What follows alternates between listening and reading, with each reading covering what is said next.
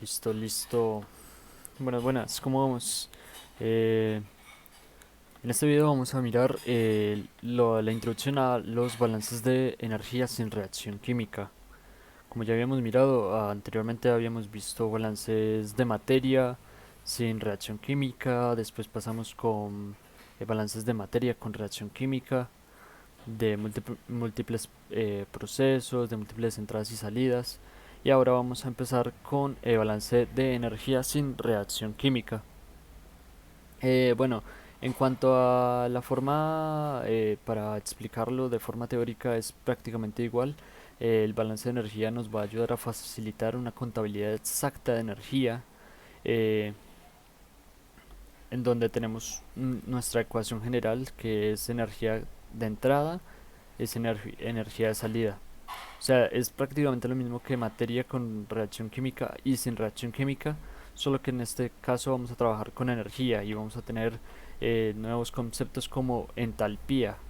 Vamos a trabajar con entalpías, que también está relacionado con la capacidad calorífica. Y recordemos eh, la primera ley de la termodinámica, que dice que la energía no se crea ni se destruye, solo se transforma. Entonces acá tenemos eh, la ecuación para flujos másicos y entalpías másicas en estado estable, es decir, en régimen permanente. Entonces la acumulación va a ser igual a cero. En este caso vamos a mirar la primera ecuación, que es de balance de energía con entrada y salida única y una en cada sustancia. Es decir, por ejemplo, yo tengo este intercambiador de energía, dice una entrada y una salida única. Seri- en este tipo de esquema de diagrama se utilizaría esta ecuación, que es igual a la entalpía inicial más la gravedad por la por la altura inicial, más un medio de, esto es la velocidad al cuadrado inicial, por el flujo uno, menos la entalpía final más la gravedad por la altura final, más un medio de la velocidad al cuadrado final en el flujo 2, más calor menos trabajo, igual a cero. Pero en realidad, en este caso, lo que vendría siendo este G, esta gravedad por la altura, que es energía potencial, y esta velocidad al cuadrado sobre 2 es la energía cinética. No las vamos a considerar, porque solo se las vamos a considerar en fluidos, porque trabajamos en estado estacionario. Entonces la ecuación nos va a quedar la entalpía uno por el flujo uno menos la entalpía 2 por el flujo 2 más calor menos el trabajo va a ser igual a cero. Pero entonces ahora, ¿cómo hacemos cuando tenemos varias sustancias? Cuando tenemos múltiples sustancias. Digamos que en este caso entra, tenemos una corriente y una salida. Pero en este caso tenemos, no sé, que puede ser carbono, eh, dióxido de carbono, monóxido de carbono, y pues salen varias sustancias. En este caso se trabajaría con esta. Sería la sumatoria de las entalpías en uno de esa solución por el flujo en uno de esa solución menos la sumatoria de las entalpías eh, de esa solución o de esa sustancia en 2 por el flujo en 2 de esa sustancia más calor menos trabajo igual a cero. Listo. Ahora creo que vamos a mirar la más importante, que es la de balance de energía con múltiples entradas y salidas y solo una sustancia. Es decir, cuando tenemos un esquema algo así, cuando tenemos varias entradas y varias salidas, pero solo tenemos una sustancia. En este caso, vamos a trabajar, como ya les había dicho, eh, la energía cinética y la energía potencial no se toman en cuenta. Entonces nos va a quedar que la sumatoria de todas las sustancias, en cuanto a la sumatoria de las salidas por la entalpía de esa sustancia en la salida por el flujo de esa sustancia en la salida, menos la sumatoria de las sustancias de entrada en cuanto a las entalpías de, de esa sustancia en la entrada por el flujo másico o el flujo molar de esa sustancia en la entrada. Va a ser igual a calor menos el trabajo. Esta ecuación va a ser importante para resolver varios ejercicios. Ahora vamos a ver simplificaciones. Cuando trabajamos en un sistema cerrado, es decir, que no hay flujos de entrada ni de salida, no hay intercambio de masa con el tiempo. En este caso, pues diríamos que el flujo de entrada va a ser igual al flujo de salida, por lo tanto esto va a ser igual a cero. Y esto me quiere decir que el calor menos el trabajo me tiene que dar igual a cero. O también podemos decir que el calor es igual al trabajo. Ahora pasemos a sistemas aislados. Por ejemplo, cuando no hay intercambio de calor ni de trabajo ni de los alrededores. Entonces en este caso vamos a tener que el calor va a ser igual al trabajo y va a ser igual a cero. Es decir, esta es totalmente lo contrario que en el sistema cerrado.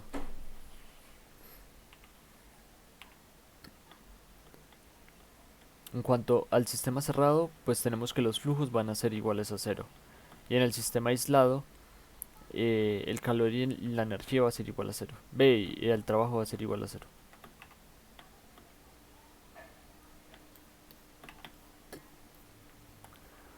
Aquí vamos a ver entonces un sistema de cambio de energía potencial y cinética despreciable. Bueno, ya nos habíamos adelantado anteriormente diciendo que la energía potencial y la energía cinética van a ser despreciables, van a ser cero, entonces se quitan de la ecuación.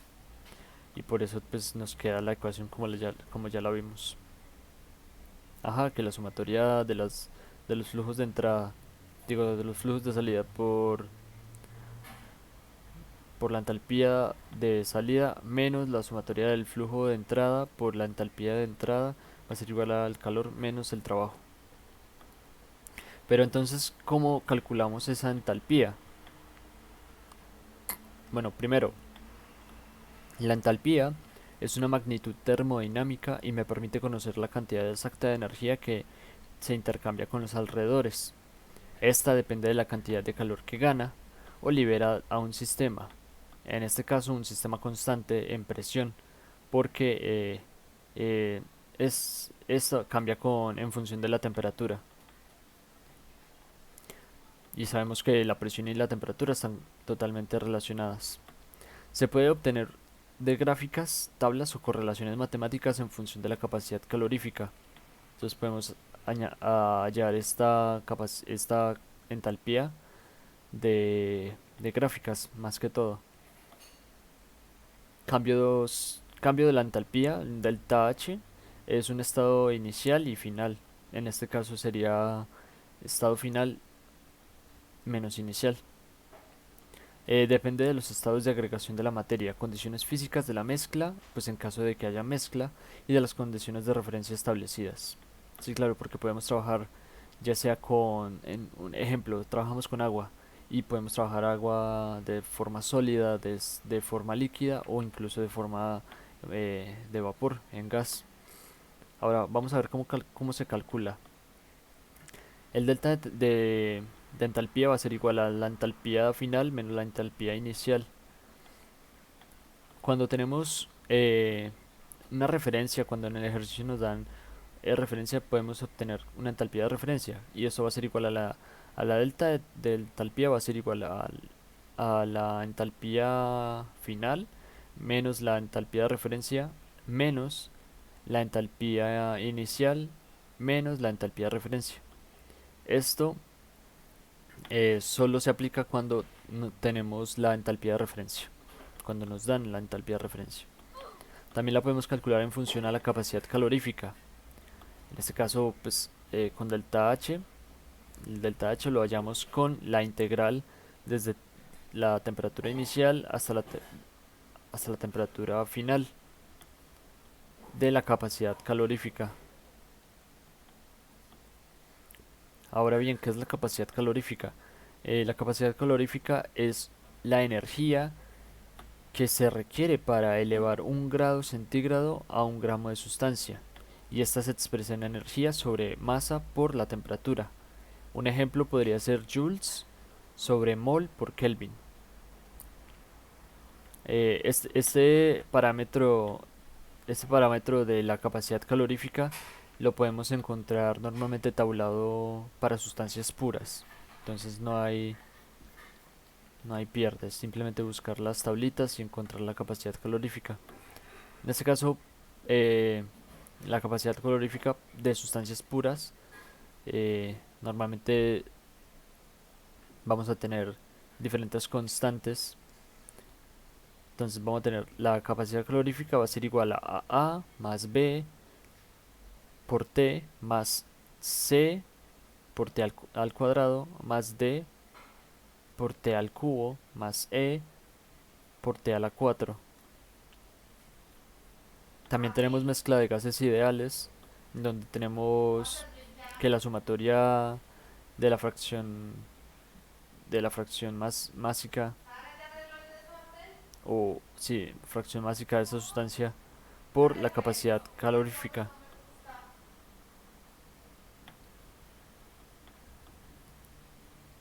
Un ejemplo podría ser, digamos que yo tengo la sustancia A, la sustancia B y la sustancia C, y yo quiero hallar la capacidad calorífica. Entonces, cojo capacidad calorífica de la mezcla de gases ideales. Va a ser igual a la fracción másica de A por la capacidad calorífica de A más la fracción másica de B por la capacidad calorífica de B más la fracción másica de C por la capacidad calorífica de C, y así sucesivamente. Ahora, ¿cómo sabemos cuando hay capacidad calorífica constante? En este caso, cuando no se conoce más información acerca de la capacidad calorífica, o cuando la variación de la capacidad calorífica con la temperatura es despreciable. También cuando se tienen intervalos muy pequeños de temperatura.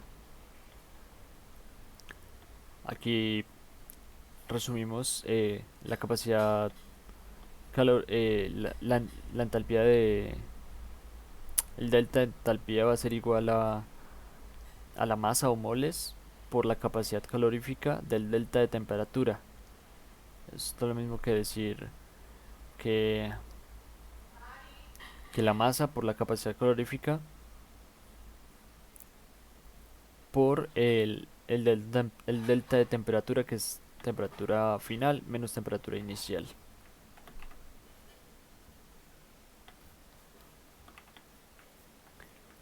Ahora, tenemos algunas ecuaciones cuando hay cambio de fase. En este caso es importante recalcar que las sustancias experimentan cambios de fase o cambios en su estado de agregación, como podemos trabajar en sólido, líquido o gaseoso. Por lo tanto, es necesario determinar la energía absorbida por la sustancia cuando pasa de un estado menor de energía a un estado mayor de energía. Digamos que el caso del agua, por ejemplo, nosotros sabemos que un cubo de hielo tiene, digamos que necesita estar a 0 grados centígrados, y yo necesito suministrar energía para que ese cubo de hielo se me transforme, eh, que me cambie de estado de agregación. Yo necesitaría cambiarlo a,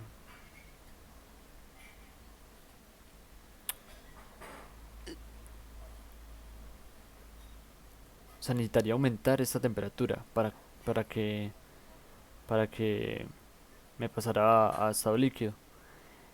Y mucho más aún si yo quiero pasar esta agua de estado líquido a estado gaseoso.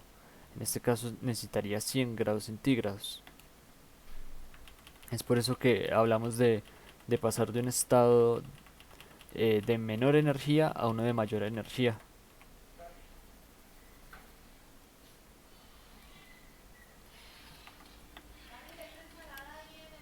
Voy.